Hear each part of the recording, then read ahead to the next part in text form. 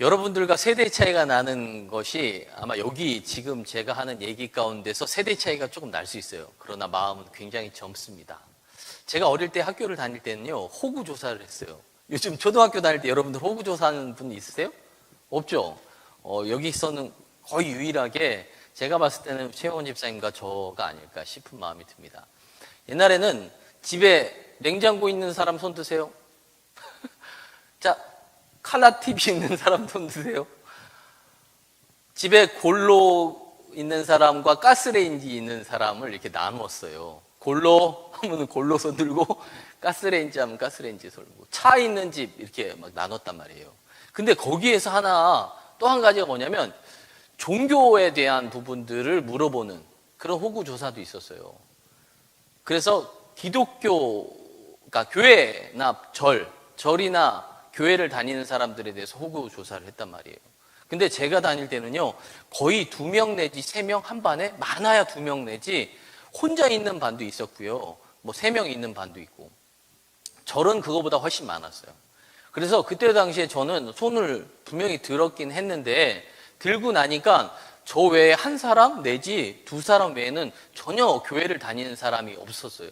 어릴 때 저희가 초등학교 들어가면서 호구조사를 하거든요. 이게 뭐 6학년 돼서 호구조사를 한 게 아니에요. 그때 제가 굉장히 충격을 받았어요. 왜냐하면 저는 주일에 예배를 항상 드렸기 때문에 일어나면 다들 교회를 가는 줄 알았어요. 다만 이 교회 저 교회로 다 찢어져서 가는 줄 알았어요. 근데 막상 초등학교에 딱 들어와서 호구조사를 하는데 기독교인이 나 외에 한 사람밖에 없는 거예요. 야, 그럼 다들 교회를 안 다니는 거에 대해서 너무 깜짝 놀랐고, 그리고 또 깜짝 놀란 게 그 호구조사가 지난 한참 후에 손을 들지 않았던 친구들 가운데 교회를 다니는 친구들이 꽤 많다는 것을 알고 놀랐어요. 야, 근데 니 왜 손 안 들었어? 야, 창피하잖아. 다 창피하고 해서 손을 안 들고 있단 말이죠. 왜요? 교회 다니는 걸 다 숨겼단 말이에요. 그만큼 뭐예요? 그때 당시 제가 신앙생활 할 때 교회를 다닌다는 게 굉장히 부끄러운 일이기도 하고 남들에게 손가락질을 당하는 일이기도 해요. 야, 너 교회를 다녀? 거기 왜 다녀? 이상한 데로 왜 다녀? 이런 시대에 제가 신앙생활을 했단 말입니다. 그 호구조사를 통해 한순간에 가난한 사람과 부자를 나누고요, 기독교인과 비기독교인들을 나눴단 말이에요. 그 전까지 마냥 좋게 하나 되게 막 공동체적으로 잘 지냈던 아이들이 그 호구조사를 통해서, 야, 쟤네 집 차가 있어. 뭐 얘네 집, 야, 가스레인지야. 이렇게 하고, 야, 쟤는 그렇게 가난해? 이렇게 해서 막 상처를 받는 친구들도 있고 굉장히 유세를 떠는 친구들도 있었다. 그러면서 하나 되었던 학급이 막 분열이 일어나는 그런 상황을 지켜본 기억이 납니다. 여러분들에게는 좀 생소한 이야기이겠지만 그랬다는 겁니다. 요즘을 생각해 보세요. 요즘에 여러분들이 자신 있게 나는 나 교회 다녀, 나 기독교인이야 라고 자타가 공인하는 그런 공식 석상에서 이야기하는 게 부끄럽냐 부끄럽지 않냐는 거죠. 지금도 속이면서 신앙생활 하는 사람도 없지 않아 있지 않을까라는 생각을 갖게 돼요. 왜요? 세상이 많은 기독교인들을 질타하기 때문에 거기에서 우리가 본질적으로 기독교에 대해서 자랑스럽게 이야기를 하지 못한다는 것입니다. 여전히 교회 안에서도 하나 되는 부분들이 참 어려운데, 프란치시스 첸의 예수로 하나 될 때까지라는 책이 있어요. 이 원 제목이 뭐냐면 Until Unity라고 하는 제목입니다. 이 뜻은 하나 될 때까지라는 책이에요. 이 책에 보니까 뭐라고 얘기하냐면 예수 그리스도 안에서는 분명히 하나 될 수 있다는 거예요. 주님 안에서는 한 공동체 하나됨이 분명히 가능하다는 겁니다. 그런데 교회가 하나 되지 못하고 공동체가 하나 되지 못하는 이유는 예수 그리스도 안에서 함께하지 못하기 때문에 그렇다는 거예요. 좋은 쪽으로 보면 예수 그리스도 안에 있으면 우리는 분명히 하나 되지만 하나 되지 못하는 공동체가 된다는 것은 역으로 생각하면 우리는 예수 안에서 함께하지 못한다는 것, 즉 예수가 우리 안에 존재하지 않는다는 사실을 이야기해 주고 있다는 것입니다. 자, 여러분들은 돌이켜 보셔야 돼요. 내가 한 주 동안의 삶 가운데 얼마만큼 성경을 가까이 하고 있고 얼마만큼 기도하는 삶을 살아가고 있냐. 우리가 끊임없이 인스타그램을 통해서 말씀 큐티를 올리지만 여전히 나에게는 관심이 없는 그런 말씀, 또 그러한 기도의 생활을 하고 있지는 않냐는 거죠. 그래서 여전히 우리는 세상 가운데서 확실하게 내가 그리스도인이라는 사실을 밝히지 못하는 삶을 우리가 살아가고 있지는 않은지 돌아보셔야 된다는 거예요. 제가 인물 설교를 앞으로 계속해서 쭉 좀 이어가려고 합니다. 이유는 딱 한 가지입니다. 여러분들이 이렇게 신앙생활을 하고 있지만 각양각색이에요. 누군가는 모태로부터 신앙생활을 계속 오래 한 사람이 있는가 반면에 신앙생활을 얼마 하지 못한 그런 지체들도 있단 말이죠. 근데 교회에 와서 예배를 드리면 이게 도대체 무슨 얘기인지를 모르는 설교들을 듣고 있단 말입니다. 왜요? 설교는 항상 그 전체적인 얘기를 하기보단 한 대목을 가지고 거기 안에서 우리가 받아야 할 교훈들에 대해서 이야기를 하기 때문에 그래요. 근데 제가 어릴 때 기억은요, 저희 어머니께서 저를 정말 찬송가 199장이 저에게 확 다가오는 이유도 그거예요. 무릎 위에 앉혀서 재미있게 듣던 말들이 성경에 대한 인물들에 대한 이야기였습니다. 성경은요, 하나님으로부터 시작해서 사도 요한 66권 전체가 인물을 통해서 하나님께서 계속해서 말씀을 이어가고 있다는 것입니다. 태초에 하나님이 천지를 창조하시니라 하나님이 등장하죠. 그리고 요한계시록의 사도 요한이 하나님께 받은 계시의 말씀을 함으로 말미암아 성경은 그렇게 66권이 이어지고 있다는 것입니다. 거기 안에 굉장히 많은 인물들이 있어요. 그리고 그 인물들을 통해서 하나님은 놀라운 역사들을 이뤄가고 있다는 것입니다. 그래서 그 인물들을 알게 되면 그 주변에 있는 이야기들을 그래도 어느 정도 이해를 할 수 있는 그런 상황으로 우리가 전개되어질 수 있다는 거죠. 그 가운데 지난주는 세례 요한에 대해서 물론 임원을 뽑기 때문에 제가 간단하게 한 가지에 대한 얘기를 했지만 지난주엔 세례 요한을 했고 이번 주부터는 정말 쉬운 인물을 하려고 하다가 그래도 세례 요한이라고 하는 선지자를 했기 때문에 계속 이어서 선지자에 대한 이야기 또 성경 인물에 대한 이야기를 하면 좋겠다라고 생각해서 선택한 인물이 엘리야라고 하는 인물입니다. 누가복음 9장 30절의 말씀을 보면 변화산 사건에 대한 이야기가 쭉 기록이 되어 있어요. 거기서 보면 예수님이 나타나시고 예수님과 함께 만나는 인물들 두 사람을 설명하죠. 한 사람은 모세입니다. 그리고 또 한 사람은 엘리야예요. 그 두 사람이 그 변화산에서 예수님과 함께 이야기하는 대목이 누가복음에 기록이 되어 있어요.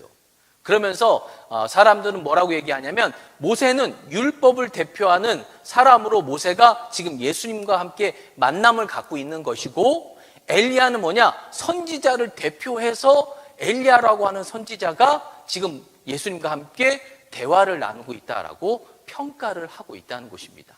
그래서 오늘 엘리야를 선택한 이유는 선지자들 가운데 대표적인 인물 가운데 한 사람이 바로 엘리야라는 사실이에요. 또한 말라기서 4장 5절의 말씀을 보니까 뭐라고 얘기하냐면 보라 여호와의 크고 두려운 날이 이르기 전에 내가 선지자 엘리야를 너희에게 보내리니. 자, 마지막 종말이 가까워질 때 하나님께서 어떻게 해요? 우리에게 선지자 엘리야를 보내서 하나님의 뜻이 무엇인지를 우리에게 가르쳐 주겠다라고 성경에서 우리에게 가르쳐 주고 있다는 사실입니다. 이 두 가지를 통해서 우리는 엘리야가 선지자 중에 그래도 대표적인 선지자라는 사실을 알게 된다는 것이죠. 자, 이렇게 엘리야는 선지자를 대표하는 사람 가운데 한 사람입니다. 또한 엘리야가 행한 일들은 굉장히 많습니다. 그 가운데 대표적인 게 엘리야의 기도를 통해서 3년 6개월 동안 이스라엘에 비가 오지 않았던 사실을 기억하셔야 돼요. 한 사람의 기도가 3년 6개월 동안 비가 오지 않을 정도로 그렇게 능력의 기도를 했던 사람이 엘리야였단 말이에요. 자, 그러면 우리가 의문점을 갖게 돼요. 그러면 엘리야와 나는 전혀 이건 같을 수 없다. 저 선지자를 대표하는 엘리야와 어떻게 나랑 같을 수 있냐라고 생각할 수 있어요. 특별한 사람 아니면 뭐 좀 우리보다는 다른 사람이라고 우리가 평가할 수 있지만 그렇지 않습니다. 성경은요, 엘리야를 어떻게 평가하느냐? 야고보서 5장 17절의 말씀 보니까 엘리야는 우리와 같은 성정이 같은 사람이로되 그가 비가 오지 않기를 간절히 기도한즉 3년 6개월 동안 비가 오지 아니하고. 자, 3년 6개월은 제가 설명했죠. 근데 그 앞에 뭐라고 해? 성정이 같은 사람이래요. 이 성정은 뭐냐면 인간이 갖는 본성, 본능이라는 뜻을 갖고 있어요. 즉, 뭐예요? 똑같은 사람이라는 거예요, 우리랑.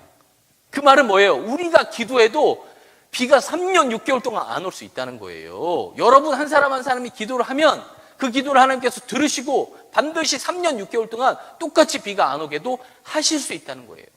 특별히 엘리야가 특별한 게 아니고 엘리야를 통해서 역사하시는 하나님이 특별하다는 사실을 우리에게 가르쳐 주는 거예요. 즉, 여러분들이 믿는 하나님이 특별해서 여러분까지도 특별해질 수 있다는 사실입니다. 자, 그렇다면 우리가 오늘 이 엘리야를 통해서 우리에게 주는 교훈이 뭐냐는 거예요. 이렇게 특별하기도 하지만 우리와 본성이 같은 엘리야를 통해서 우리에게 주는 하나님께서 깨닫게 하시는 교훈이 뭔지를 오늘 우리가 살펴보도록 하겠습니다. 자, 첫 번째는 이 엘리야는요, 남다른 용기가 있었다는 거예요. 자, 엘리야가 원래 북왕국 이스라엘에 아합이라고 하는 왕이 있습니다. 이 오므리 왕조 가운데 아합이라는 왕이 포함되어 있는데 이 오므리 왕조라고 하는 것은 3대에 걸친 아주 괴팍한 왕조, 즉 가장 하나님께 보기에는 아주 썩어 문드러진 왕조를 오므리 왕조인데 거기에 중심에 아합이라고 하는 왕이 있다는 거죠. 그 아합 왕이 왕으로 정치를 하고 있을 때에 이 엘리야가 선지자로서의 역할을 하는 그런 삶을 살았다는 것입니다. 자, 북왕국 이스라엘과 남유다가 있죠. 이건 원래는요, 한 이스라엘이었습니다. 솔로몬이 통치하는 그때까지, 다윗과 그 다음 왕 솔로몬이 통치할 때까지는 이스라엘은 하나 되는 공동체였단 말이죠. 그런데 솔로몬이 전반기가 아닌 후반기에 들어서면서 하나님을 외면하고 많은 신들을 다 받아들이기 시작하면서 우상을 숭배했단 말이에요. 그리고 하나님께서 원하지 않는 삶을 살았습니다. 어떤 게 원하지 않는 삶이에요? 우상을 숭배했던 것이고, 하나님은 재물을 많이 두지 말고 말을 많이 두지 말고, 말은 이 말이 아니고 달리는 말이에요. 말을 많이 두지 말고 또 여자를 많이 두지 말라고 그랬는데 솔로몬이 몇 명이에요? 첩이 1000명. 놀라워요. 1000명. 별로 놀랍지도 않죠. 다 마스크를 벗어야 된다니까. 자, 그러한 잘못을 저지르니까 하나님은요, 다윗을 생각하사 솔로몬에게는 그 죄를 묻지 않습니다. 즉, 그 범죄한 것에 대해서 아픔을 주지 않는다라고 생각하시면 돼요. 오히려 솔로몬 다음 대에서부터 너희 나라가 분열할 것이다라고 말씀하시죠. 그래서 솔로몬 뒤에 르호보암이라고 하는 그 솔로몬의 아들이 나라를 정치를 하기 시작하면서 두 개로 나눠지게 되는 거예요. 그때 여로보암이라고 하는 한 사람이 반란을 일으키고 그 여로보암을 통해서 북왕국 이스라엘이 건립이 되는 겁니다. 건립이 된 게 뭐 있어요? 이스라엘에서 쪼개져 나간 거지. 그러면서 이 여로보암이 이스라엘 백성들 가운데 자기가 통치하는 북왕국 이스라엘 백성들이 예루살렘에 가서 하나님을 예배하고 하나님께 제단에 쌓고 제사를 드리는 걸 싫어했어요. 왜냐하면 굴로 갔다가 일로 오지 않을까 봐, 아예 거기서 정착하며 살까 봐 어떻게 해요? 신전을 만들었다고요. 금송아지를 가지고 신전을 만들어서 여기에서 예배할 수 있도록 베델과 단에 제사를 드릴 수 있는 신전을 만들었습니다. 당연히 우상을 숭배했겠죠. 그렇게 북왕국 이스라엘이 시작이 됐단 말이죠. 그런 상황 가운데 이 아합이라고 하는 왕이 저 시돈이라고 하는데 공주 이세벨과 결혼을 해요. 그 이세벨이 얼굴은 보지 않았지만 굉장히 아름다운 여인이었던 것 같아요. 그러니 아합이 홀랑 빠져버렸죠. 그래서 그 시돈에서 섬겼던 우상 가운데 아세라 신전, 그러니까 아세라상과 바알이라고 하는 신전을 그대로 가지고 들어옵니다. 그리고 그것을 제단을 쌓아서 거기에 아세라 신전과 여러 가지의 목상들을 다 만들어서 거기에 하나의 우상 제단을 만드는 거예요. 바알과 아세라 신전을. 그러면서 어떻게 해요? 아합이 거기에 명령을 하게 됩니다. 모두가 다 이곳에 와서 이 신전에서 제사를 드리고 이 신전에 예배를 드리라는 거예요. 한 사람도 빠짐없이. 안 그러면 다 이거예요. 죽는 거죠. 그런 상황 가운데 오늘 이 엘리야, 물론 거기에서 마치 그러니까 예배를 드리지 않고 참배하지 않고 숨어서 있었던 7천 명의 사람들이 있다라고 성경은 우리에게 가르쳐 주기도 하지만 그 사람들은 숨어서 하나님을 예배한 그런 사람들이고, 오늘 엘리야는 숨어 있지 않았다는 거예요. 아합을 정면으로 만나서 그 아합에게 담대하게 이야기를 하는 거죠. 왜? 나는 바알과 아세라 신전에서 예배드리지 않겠다는 거예요. 그들에게 머리를 조아리지 않겠다는 것입니다. 열왕기상 18장 17절 그리고 18절의 말씀 보면 이렇게 기록이 되어 있어요. 아합이 그에게 이르되 이스라엘 괴롭게 하는 자여 너냐? 그가 대답하되 내가 이스라엘을 괴롭게 한 것이 아니라 당신과 당신의 아버지의 집이 괴롭게 하였으니 이는 여호와의 명령을 버렸고 당신이 바알들을 따랐음이니라. 엘리야가 담대히 아합을 만나서 이 열왕기상 18장 17절에서 18절의 말씀을 한 겁니다. 내가 잘못이 아니라 당신이 잘못이라는 거예요. 당신이 하나님을 섬기지 않고 우상을 섬겼음으로 말미암아 이 어려운 문제들이 지금 발생하게 됐다는 것입니다. 이 기근이 발생하게 됐다는 것입니다. 자, 엘리야는요 다른 사람들과 다른 남다른 용기가 있었다는 것입니다. 모두가 다 아니요 할 때 예라고 할 수 있는 사람, 모두가 예라고 할 때 아니요라고 할 수 있었던 사람이 바로 엘리야였다는 것입니다. 제가 아까도 서두에서 얘기했지만 여러분들의 신앙이 어떠냐는 거죠. 누군가가 야 기독교라고 얘기하고 기독교를 막 핍박하고 욕하면서 있을 때 야 너 그런 욕하지 마. 그것뿐만 아니라 얼마나 좋은 것인지를 담대히 이야기할 수 있는 그런 신앙이 여러분들 안에 있냐는 거예요. 기독교를 기독교라고 욕할 때 옆에서 그냥 추구리고 앉아있거나 아무 말도 못하고 있거나 그냥 멀찌감치 떨어져 있거나 이런 모습들이 우리의 모습과 동일한 모습이라는 것이죠. 오늘 엘리야는 그러지 않고 담대히 하나님의 말씀을 전했다는 것입니다. 그리고 더 나아가서 열왕기상 18장 19절의 말씀을 보면 그런즉 사람을 보내온 이스라엘과 이세벨의 상에서 먹는 바알의 선지자 450명과 아세라의 선지자 400명을 갈멜산으로 모아 내게로 나오게 하소서. 지금 정면 승부를 하는 거예요. 니들이 믿는 그 아세라와 바알 그 선지자들 합 850명을 내게 데리고 오라는 거예요. 나는 혼자 싸우겠다는 겁니다. 놀랍죠? 어마어마한 용기입니다. 이런 용기를 오늘 엘리야가 보여주고 있다는 것입니다. 오늘 우리에게 이런 남다른 용기가 있어야 되는 것이죠. 어디서든지 내가 기독교인이라는 사실을, 예수를 나의 구주로 믿고 있다는 사실이 부끄러움이 아니라 오히려 감사함이고 기쁨이 되어야 된다는 것입니다. 담대히 복음을 전할 수 있는 믿음의 사람들이 되어야 된다는 것입니다. 오늘 우리 문화 가운데, 이 시대 가운데 기독교를 암묵적으로 또 대놓고 조롱하고 있다는 것입니다. 그런 가운데서도 레위기 11장 45절의 말씀처럼 하나님께서 얘기하시죠. 내가 거룩하니 너희도 거룩하라. 이 거룩이라는 단어는 하나님이라는 존재 자체가 다른 신들과 다르다는 거예요. 그러니 너희도 세상 사람들과 다른 거룩한 존재, 즉 하나님의 사람들이 되어야 된다는 것입니다.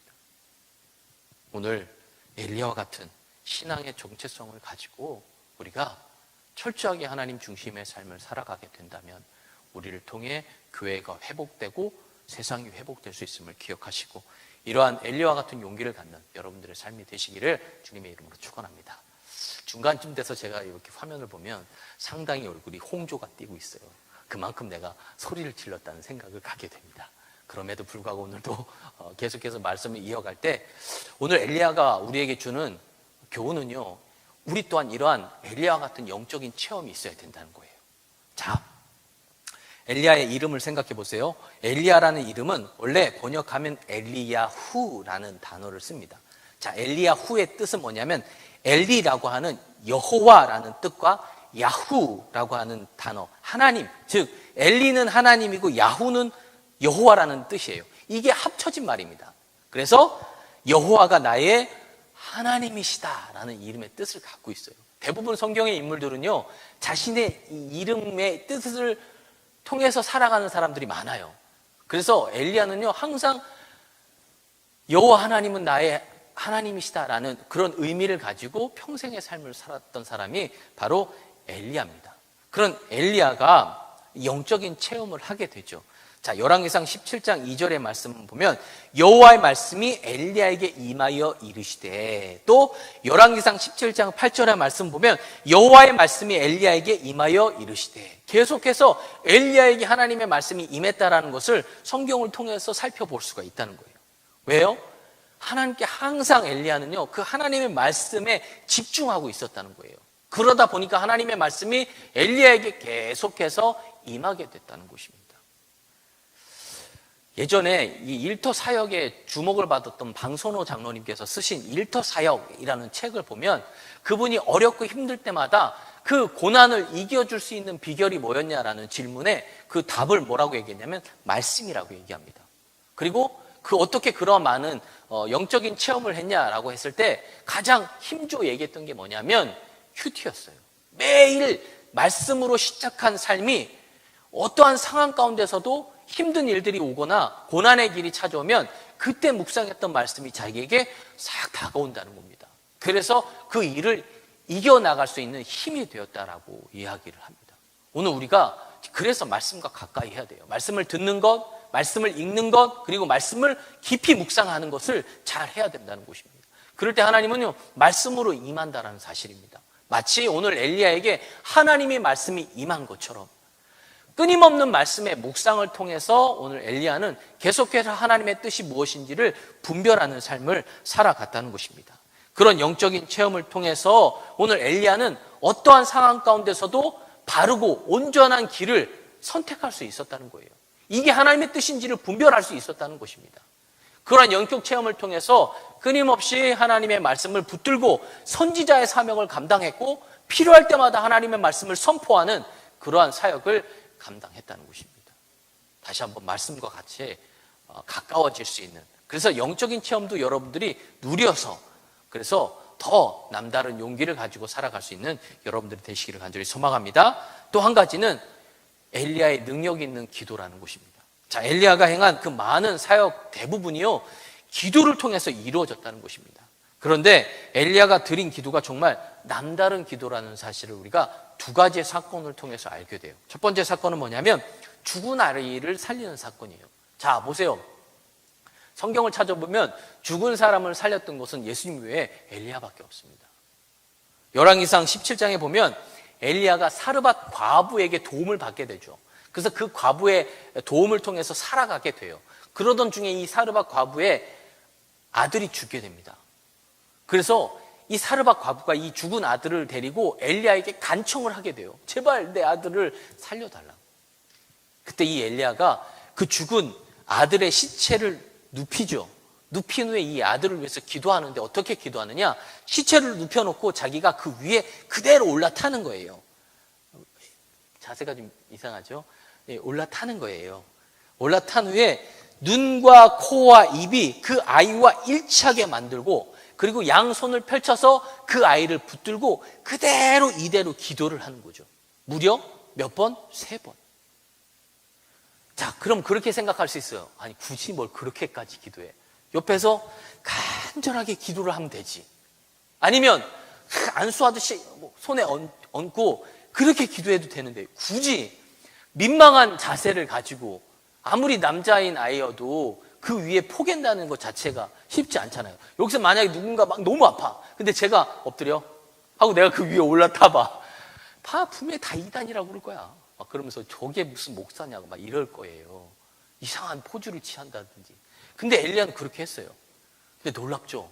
그런 기도를 하나님께서 들으셨다고요. 그리고 죽은 아이를 살려주셨습니다. 이유가 뭘까요? 최선을 다한 거예요. 엘리야가 볼 때 이 아이를 자기는 살릴 수 없습니다. 오직 하나님만이 살릴 수 있어요. 그러면 내가 이 아이를 위해서 어떻게 하면 최선을 다하는 모습으로 하나님 앞에 보여질 수 있을까? 단순하게 이 앞에서 기도했다면, 아니요, 어떻게 보면 물론 기도했을 수도 살아날 수도 있었겠지만 하나님은 그 모습보다 더 최선을 다하는 모습을 엘리야에게 원했다는 것입니다. 그래서 엘리야는 어쩔 수 없이 그 아이의 죽은 시체를 포개서 간절하게 기도했다는 거예요. 근데 그 간절함이 하나님께 통했고 결국 죽은 아이가 살아나게 됐다는 것입니다. 아까도 얘기했죠. 엘리야는 우리와 성정이 같은 사람. 죽은 아이를 살릴 수 있는 능력은 우리에게도 있다는 게 아니고 하나님께는 있다는 것입니다. 우리는 그저 최선을 다하면 된다는 거예요.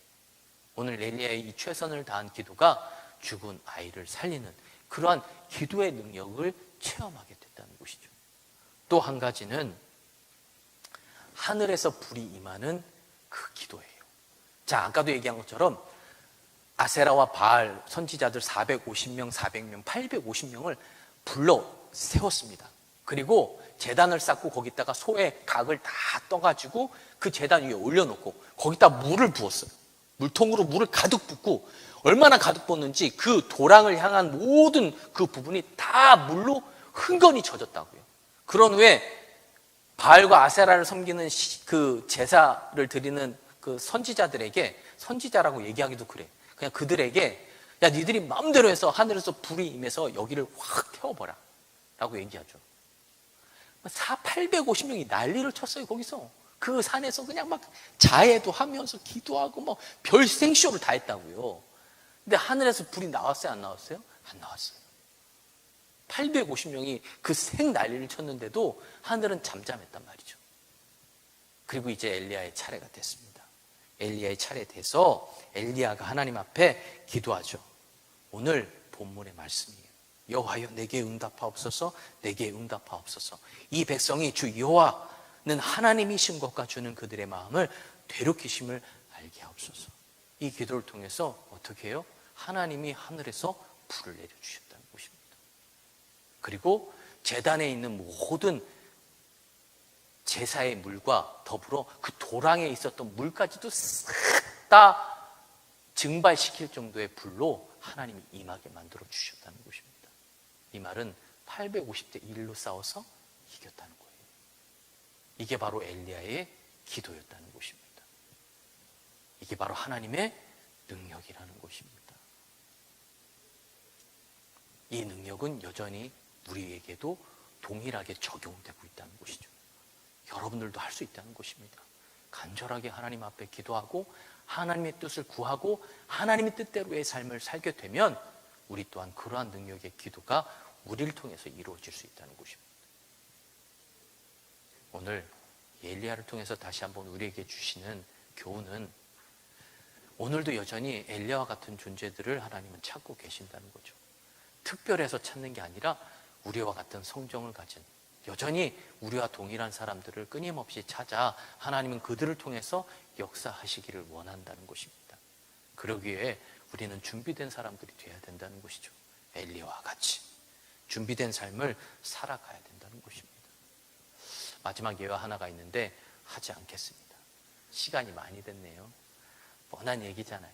중요한 건 여러분들의 마음에 엘리야와 같은 성정을 갖고 엘리야와 같은 남다른 열정을 가지고 엘리야와 같이 행할 수 있는 능력이 하나님께 있다라는 그 믿음을 가지고 살아간다면 우리 한 사람을 통해서 하나님은 놀라운 역사를 이루어 가실 것입니다. 그것을 기억하고 나아갈 수 있는 여러분들이 되시기를 주님의 이름으로 축원합니다.